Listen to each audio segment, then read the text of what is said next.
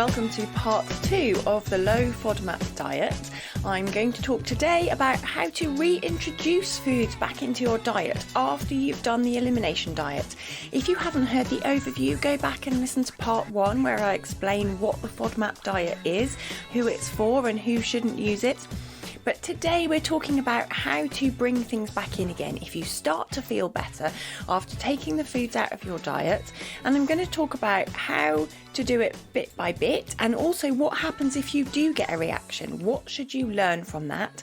And how can you build out your long-term diet that hopefully minimises your symptoms?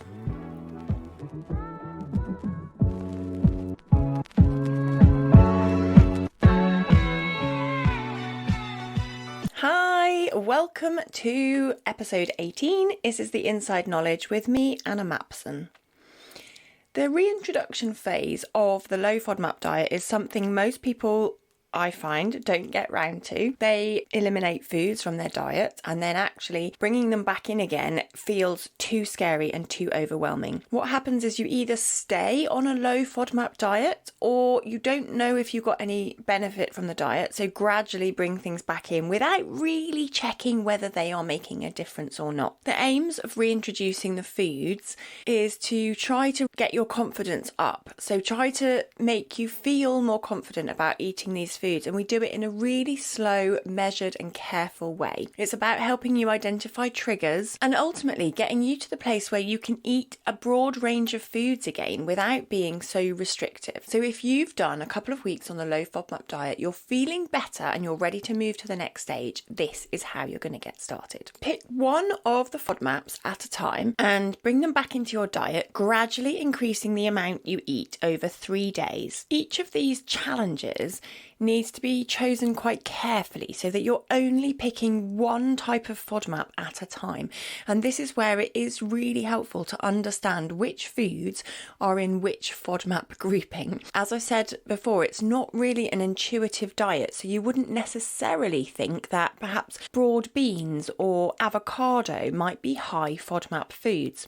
This means that if you're picking a food that's got 2 types of FODMAPs, like apples, for example, or cashew nut, then you introduce those without testing the individual FODMAPs first. You won't necessarily know which one you're reacting to. So this is why planning it out is really helpful. So the first thing to do is to pick which of the FODMAPs you're going to bring back in. There isn't really a right or wrong order to bring them back in. I do have a chat with my clients about which foods maybe that you've missed the most, like what are you craving, maybe things that would help you expand your diet the most.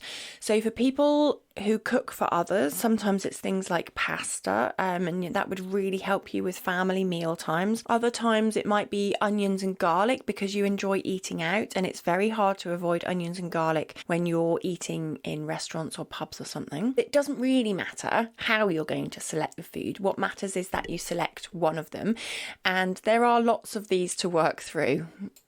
There are 11 stages of the low FODMAP reintroductions, and sometimes you need a little bit longer in between each one. So 3 days for each FODMAP plus 1 washout day at least. And what I mean by a washout day is a day where you go back to the low FODMAP diet and just reset yourself. So you do 3 days of reintroduction, increasing the amounts. If you feel okay, you still have a day off. Go back to low FODMAP for 1 day. If you had a reaction to the food, then you need to take a bit longer, maybe 3 or 4 days to reset your gut, to calm yourself down and make sure that you haven't got any symptoms before you start introducing them. People often ask, how long is this going to take? And the minimum amount of time is normally about 6 to 7 weeks. And that is because you have 3 days for each FODMAP plus 1 extra day, which adds up to 4 days per FODMAP, and there's 11 groups, so you could do 44 days. However, some of them you might be a little bit more relaxed about, and I can explain that. So when you've got a category where with 2 FODMAPs in, if you've sailed through the galacto-oligosaccharides, the GOS and the fructans, for example, when you put them together, you probably don't need to go through the full thing to the full extent if you're in a rush. So the official line is that you take this amount of time, which could take you somewhere around 10 weeks. So this can feel like a long road if you've already been struggling on the low FODMAP diet, because as you're going to be expanding your diet, which is great, you still may feel some level of restriction. So let's think about how to actually bring the foods back in again. I'm going to give an example from the FODMAP grouping of polyols and particularly mannitol. This includes things like mushrooms and cauliflower and large amounts of sweet potato, celery, that kind of thing. What I suggest you do is just pick one food from a FODMAP group and just stick with that. That is the easiest way because you're retesting the same foods. There is a way that you could mix it up a bit by selecting foods out of that entire FODMAP grouping, and that's also a valid approach, but it's kind of easier if you just stick to the same food. So for example, with mushrooms, on the first day, you just put 1 to 2 mushrooms on your plate, which is around 10 grams. Then on the second day, assuming you feel fine, you're going to increase that up to sort of 3/4 of a cup or somewhere in the rounds of 40 grams. And then on the final day, you want to get to 80 grams. With most fruit and vegetables, you want to aim to around 80 grams of the food, because that is one portion, or what you would normally eat in a meal. So for example, like with grapefruit, they are so big and juicy that actually 80 grams is quite small and quite a small piece of the fruit. So often a grapefruit could be somewhere like 200 grams. So one grapefruit might be what you would eat in one sitting. Therefore, you want to get up to one fruit, not 80 grams. But if you're going to vary it, maybe you do, like on the first day, you do a few mushrooms. The second day, you might do like 1 cup of sweet potato, which would be somewhere like 180 grams. And then you might go back on the third day to 80 grams of mushrooms. In this way, you're varying the food between mannitol portions, increasing the amount of mannitol within the 3 trial days. It doesn't really matter, but I find it easier if you do stick to the same foods and try to keep things a little bit consistent. So if that goes well, you should then be okay with other foods in that food group. So assuming your mushroom challenge goes well, then you should be able to eat things like cauliflower, butternut squash and celery and fennel, because those are also high in the mannitol section. But it is always worth being aware that other components of food can be a trigger, not just FODMAPs. So maybe it has got a high histamine content. Has it got high salicylates? Is there a particular protein like casein in the milk? Not lactose, for example, that is your trigger. So there are other things that not just FODMAPs that can be a problem. That's why if you do have an issue, it's worth testing it again with a different fruit or vegetable from that category. The sorts of symptoms that you are looking for are things like increases in your bloating, changes to your bowel habits, maybe things like headaches and skin rashes, like any other symptoms that you would normally be checking and monitoring and thinking about. Those are also valid, but critically, we're thinking about the digestive impact of eating these foods. I ask my clients to check their symptoms around eating the food. How do they feel when they've just eaten it? 3 to 4 hours later, and then 12 hours later, and then perhaps 24 hours later. So I really want you to kind of keep on top of the symptoms whilst you're doing this challenge, to make sure that you're just thinking about when the symptoms come, if they come at all, and hopefully they won't. It's really important to be aware of other confounding factors, like what else is going on at the time that you had this reaction.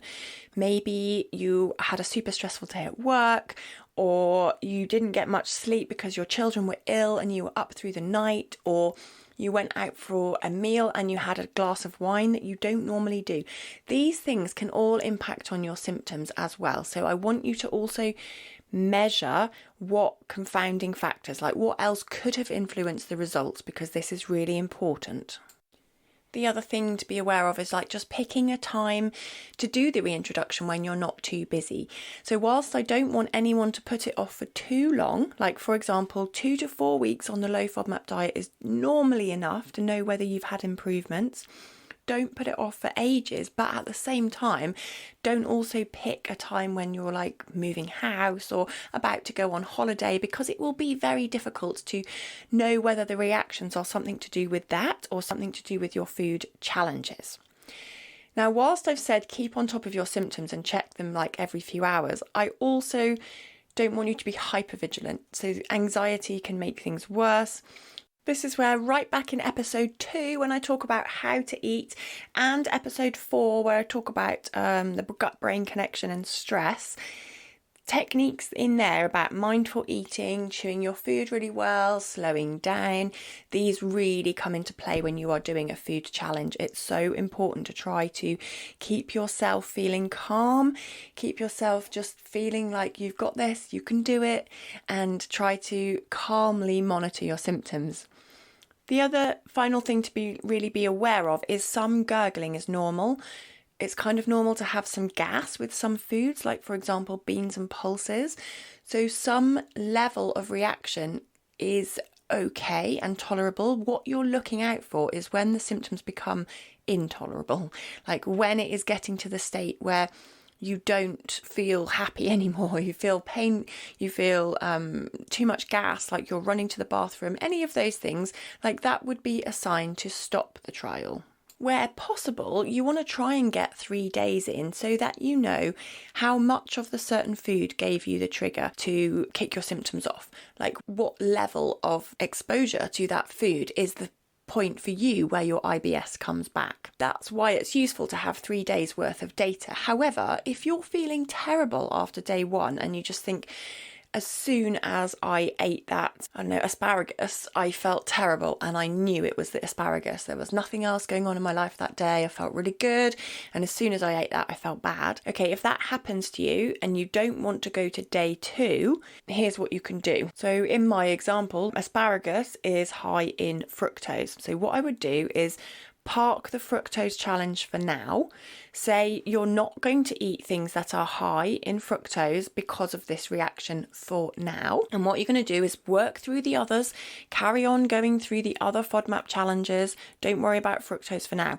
Then towards the end or in another few weeks, we're going to come back to it and trial the fructose challenge again with a different food. Maybe asparagus on their own are just an issue for you. So what you could do is pick something else, maybe like cherry tomatoes, maybe pick mango or honey. And again, try them in increasing amounts on different days.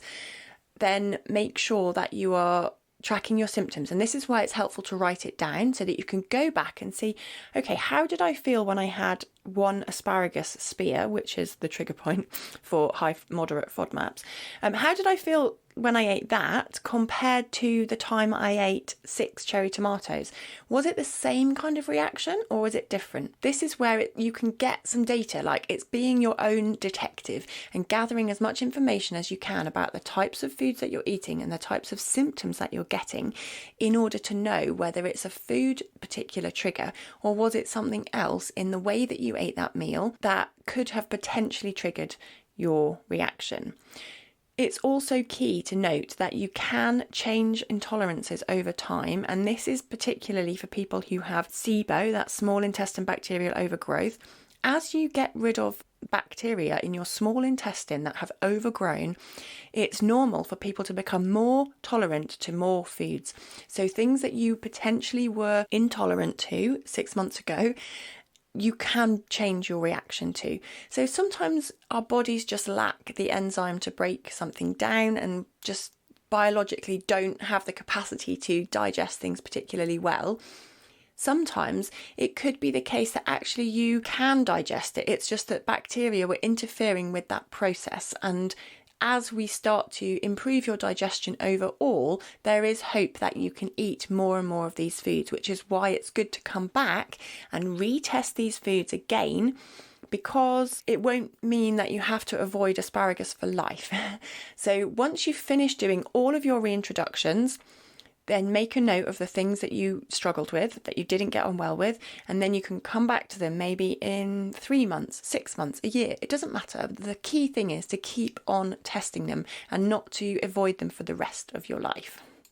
Now, as you increase the amounts of some foods, you will also be exposed to more than one type of FODMAP. So with my asparagus example, at a low level, fructose is the key FODMAP. But as we get to more So you might have 5 spears of asparagus, then you are hitting the FODMAP tolerance levels for fructose and fructan.